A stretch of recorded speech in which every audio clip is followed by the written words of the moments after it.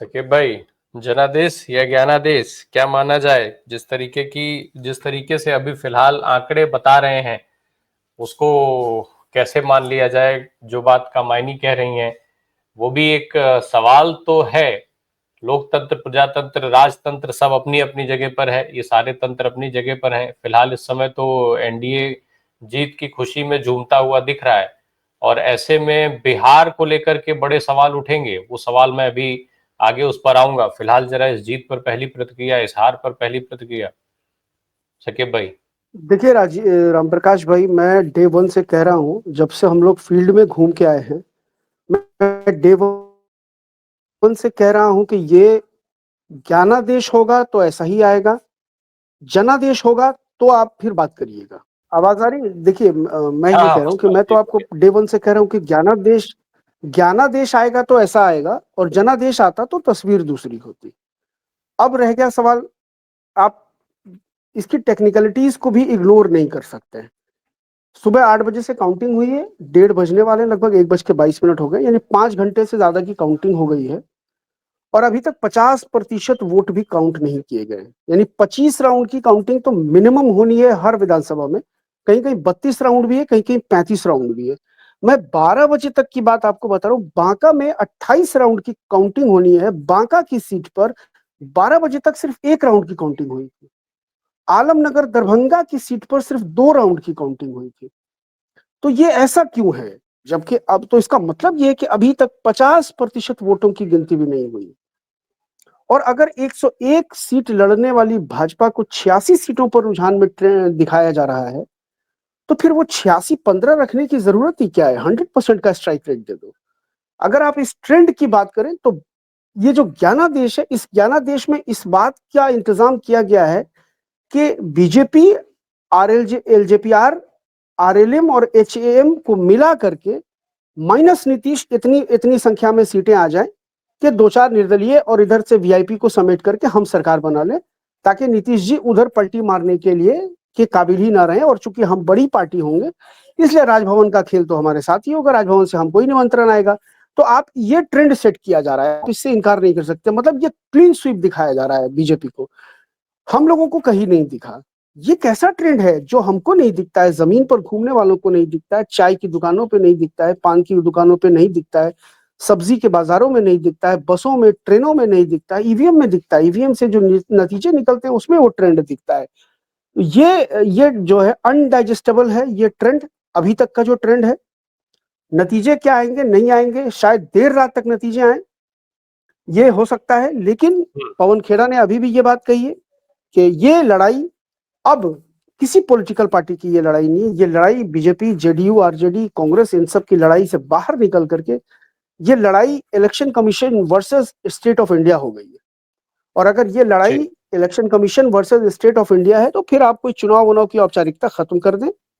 बेहतर हो कि पॉलिटिकल पार्टियां इस बात पर सहमति दर्ज कर लें कि 50 साल बीजेपी शासन कर ले, और ये जो 5-5 साल पे चुनाव की नौटंकी है, उसमें जो हमारे टैक्स के हजारों करोड़ रुपए खर्च हो रहे हैं, उसको बजाय चुनाव में लगाने के, आप 50 सालों में उससे डेवलपमेंट का जो वर्क आप कर सकते हैं वो आप करिए।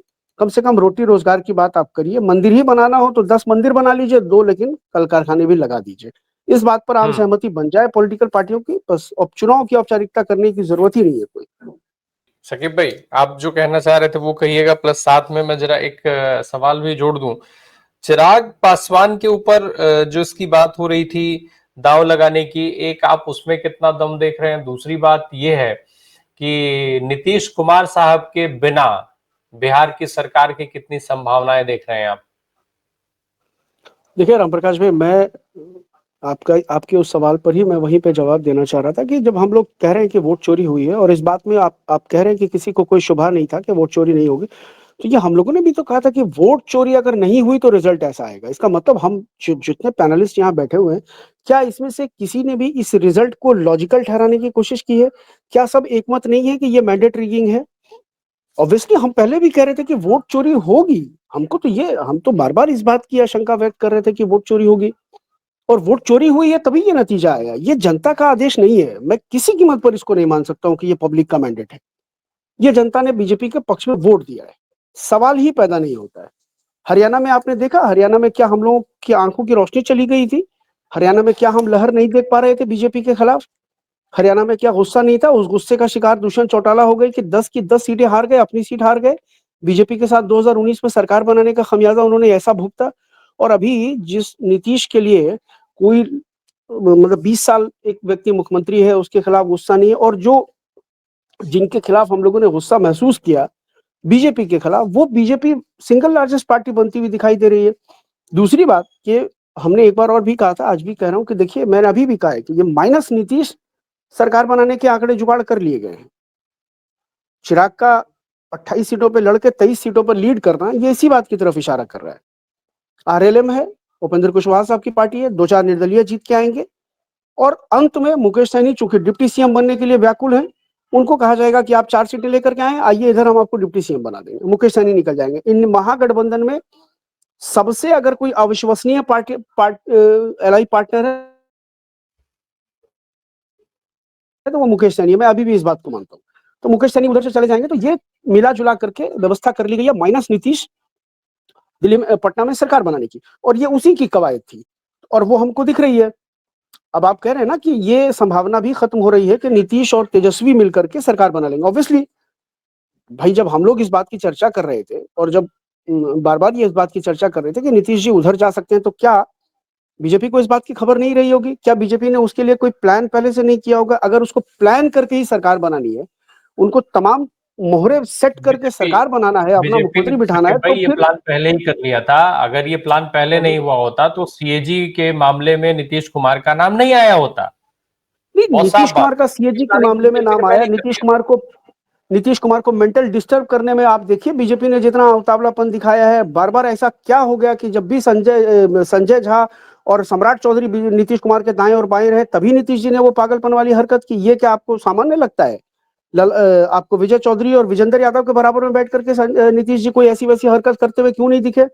क्यों ऐसी कोई वीडियो वायरल नहीं हुई? क्या एकदम से नीतीश जी ने वो जैसे सीट शेयरिंग का फॉर्मूला संजय झा लेकर के, चिट्ठा लेकर के उनके पास पहुंचते हैं कि ये 101 सीटें हैं और हमने सोनबरसा एलजेपीआर को दे दिया, हमने मोरबा एलजेपीआर को दे दिया है, तो नीतीश जी कहते हैं कि ये भाजपा की लिस्ट आप लेकर के आ गए। तो यहाँ वहां से एकदम से नीतीश जी का एकदम तेरे नाम वाला सलमान खान कैसे बन गए कि उनको एकदम से फ्लैशबैक हो गया? मिथुन चक्रवर्ती की फिल्मों में जैसा होता था कि एक्सीडेंट हुआ, सब कुछ याद आ गया कि हमारे जो है घर में डकैती किसने किया था, हमारे बाप का कत्ल किसने किया था, ये सब नीतीश जी को एकदम से याद आ गया कि बीजेपी खेल कर रही है। तो ये मानने वाली बात नहीं ना। इस मैंडेट को आप सामान्य तौर पर हजम नहीं कर सकते। बात वहीं पर आकर खत्म हो जाएगी कि ये तमाम चीजें पहले से सेट थी। विपक्ष अब क्या करेगा, ये विपक्ष के पास सवाल है। जैसे डॉक्टर सुनीलम ने कहा कि विपक्ष चाहे तो अभी प्रेस कॉन्फ्रेंस करके कह दे कि हम इस चुनाव को नहीं मानते, और उसको करना पड़ेगा, नहीं करेगा, एक मास मूवमेंट नहीं खड़ा करेगा, तो आप नॉर्थ कोरिया की तरफ बढ़ रहे हैं। सीधी सी बात है, सिंगल पार्टी धन्यवाद रूल सर। होगा। आप शपथ ग्रहण भी कर लेंगे और उसके बाद ये भी कहेंगे कि वोट चोरी हो गई तो कुछ नहीं। हाँ, ऑब्वियसली, बिल्कुल बिल्कुल, मैं वही कह रहा हूँ विनय सर, बिल्कुल बिल्कुल। जी